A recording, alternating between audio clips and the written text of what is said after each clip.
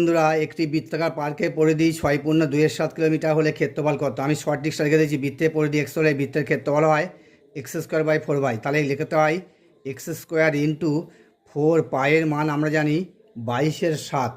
তাহলে পায়ের মানটা যদি বসে দিই তাহলে এটা হয় 7/88।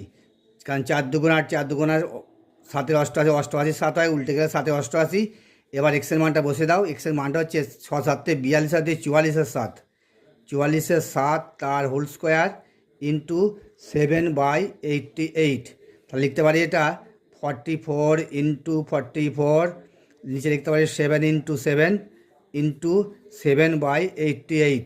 এর একটা 7 কেটে গেল, এটা একটা কাটলে হয় 2 হয়, এই একটা কাটলে হয় 2। তাহলে হলো উপরে 22 নিচে 7, অর্থাৎ 22/7 মানে হচ্ছে পাই, আগে বলেছি। তাই তোমাদের সঠিক অ্যান্সার হচ্ছে তোমাদের 1। বুঝে গেল বন্ধুরা?